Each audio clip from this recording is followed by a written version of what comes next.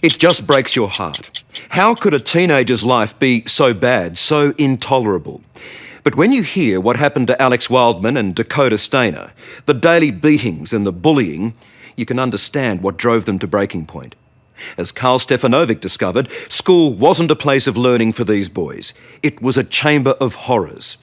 You have to ask yourself, what would your child do in the same position? He had a huge smile. Made you laugh? Made everyone laugh? Yeah, he loved to make people laugh.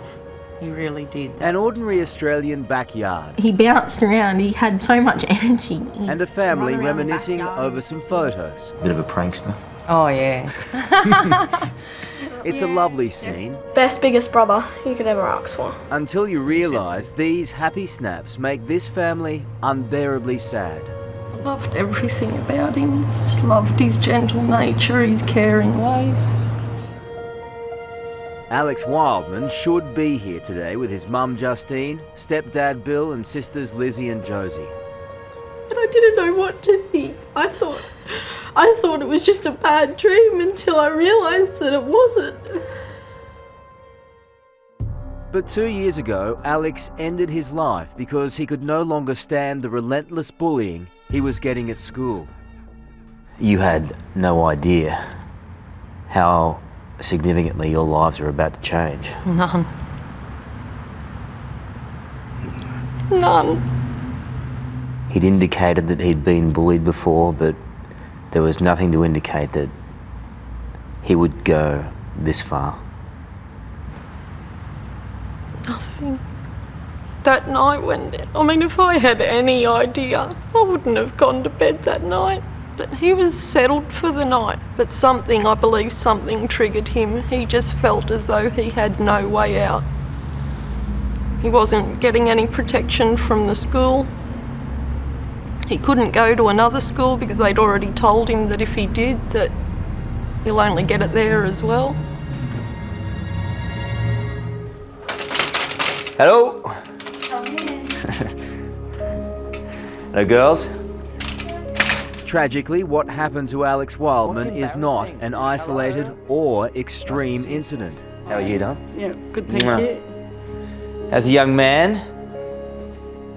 How are you, mate? You okay? He's got the Bieber hair going on. Dakota Lee Stainer was also mercilessly bullied at his school, and like Alex, could see no way out. Hey, mate. Giving up isn't an option, is it, darling? Never has been. 9 months ago, he too tried to end his life. How's your life changed? It's horrible.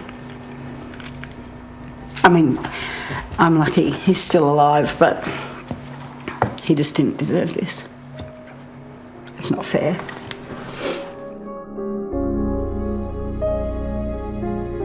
Both Dakota and Alex were just 14 years old when bullying pushed them over the edge. In 2010, the fact so many of our children are frightened of going to school should make us all feel ashamed. You like to think that you're sending your kids to a safe environment, and they have an obligation to keep your children safe. And it just churns you up inside to think that it's not a safe environment for them. Ingleburn High School in Sydney's western suburbs claims tolerance as one of its mottos, yet that's not what Alex Wildman found. 3 years ago, he was a happy-go-lucky and by most accounts popular Year 8 student, until the bullies targeted him. Where do you think you're going, mate? Look, I'm just trying to go home. Oh, you ain't going anywhere! From that point, for much of 2007, his life at Ingleburn High was hell. This is going to happen every day, mate! He was subjected to a lot of taunts and a lot of threats. He had a knife held to his stomach by one of the boys who threatened to kill him. And he was also subjected to a number of bashings, punches in the head and things like that out in the playground. If you're getting pushed and punched and yelled at and sworn at and things weapons held against you and things. You wouldn't feel safe. You didn't want to go there anymore. And he'd never fight back, so he was an easy target. Never fought back? Never. Why do you think that was? He just didn't believe in violence. Thankfully, Alex did have some good friends at Ingleburn, students like Jess White and Taz Oliver. But bizarrely, that was part of the problem. There was a particular group of boys that didn't like that all the girls liked him. And they used to pick on him like, why aren't you playing sports at lunchtime with us? It is a hell of a reason to beat someone up. Stupid reason. Can you understand that? Why would someone do that to someone else? There is no reason to do something like that. And I don't know how these people live with themselves. in Sydney, Alex lived with his dad.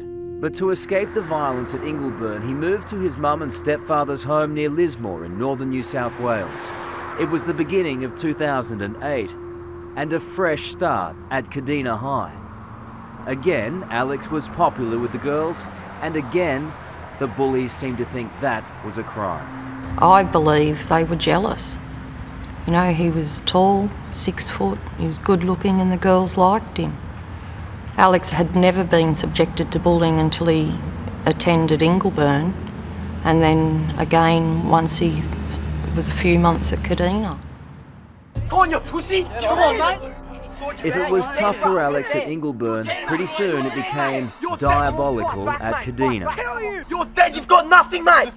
And the bullying went well beyond the physical assaults. Get up and fight! You've got nothing, mate! Alex had received every form of bullying that there is. Internet, mobile phone, sexual humiliation, group violence, segregation, bashing, all of it. I mean, as a child trying to take all that in. Most adults couldn't do it. But Alex kept much of his terrible ordeal to himself. Certainly his mum Justine had no idea how bad it had all become. You know, I kept asking him how he was going within himself, and to the point that he asked me to stop asking. You know, Mum, I'm all right, I'm smiling. That's where he was brilliant. You know, he never missed a day off school, even with everything that was going on. He still got up each morning and went to school. Looking back on it, everyone now realises this 14-year-old must have been under enormous stress. The last days of Alex's life were particularly brutal. He was attacked twice at the local shops, and here at the school he was ambushed by 2 bullies and repeatedly punched in the face. When he left the school, there was the cyberbullying. Imagine reading on your computer at home, "You're so effed. I'm bashing you the next time I see you. You better run, you're effed." Remember, this is all happening to a 14-year-old who in the end was so frightened he chose death over bullying. No person should ever have to be subjected to that. And definitely no 14-year-old. No child deserves to live in fear. And again, you have no doubt the reason why he took his own life. No doubt whatsoever. Do you want to have a look at some of your cards? Look, here. Dakota Stainer's story is eerily similar, and every bit as awful as Alex Wildman's. A once happy young man who his mum Tess says was bullied to breaking point at 2 high schools in Port Macquarie and Kempsey in New South Wales. Come on. It was just too much for him. He tried so hard to have it dealt with the right way. And I can see now he must have thought it was just never going to end. Tell me about the despair that these young people feel. That despair that kid's feeling is probably as bad a feeling as you could feel. It means I am Nigel Nobody. I have nowhere to go. That just knocks your guts out. And that's hard. And when you're down that low, how do you talk? Who do you talk to? You got nothing left. Dr. John Irvine is a child and family psychologist who is treating more and more victims of bullying.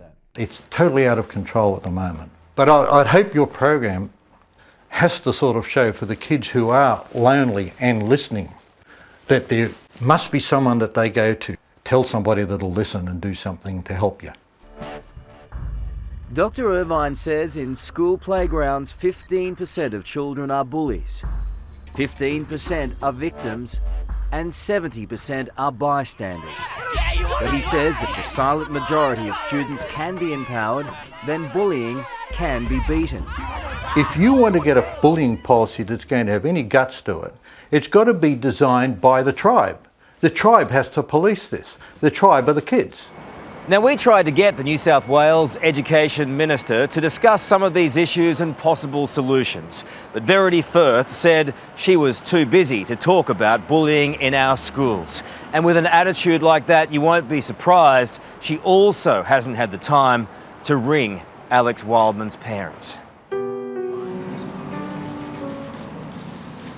On the other hand, the New South Wales coroner did try to find some answers for the family. But the inquest was traumatic.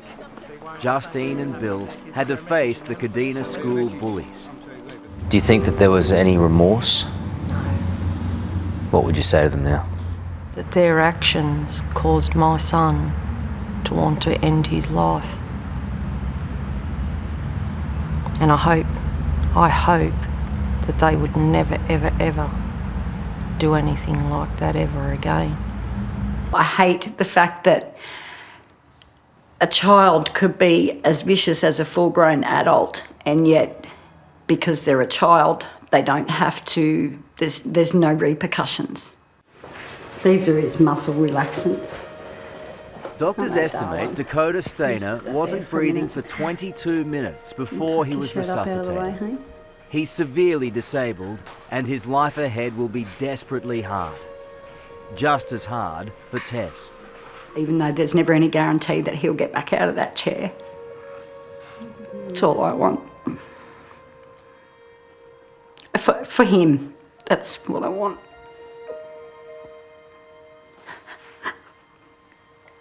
I just want him to have it all back.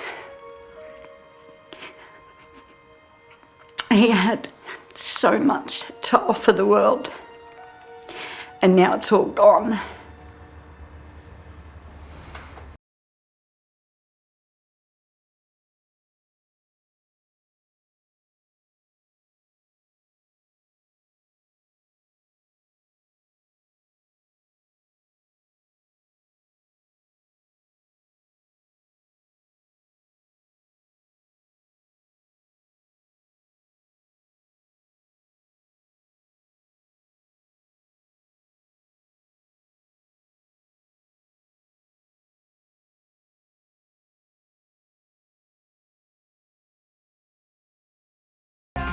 I don't believe in suicide, and after feeling the way we felt when Alex left, I don't want to do that to anyone close to me.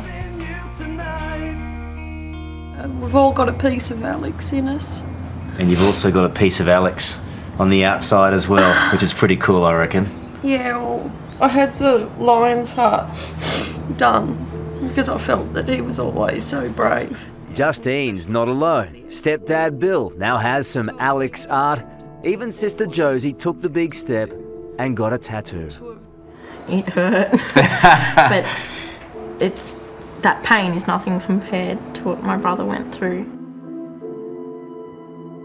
What do you miss most about him? I miss doing his washing. I miss putting a plate out for him as I served dinner each night. I miss yelling at him to pick up his clothes off the bathroom floor. It's the everyday things that you miss. And the world is a lesser place without Alex in it.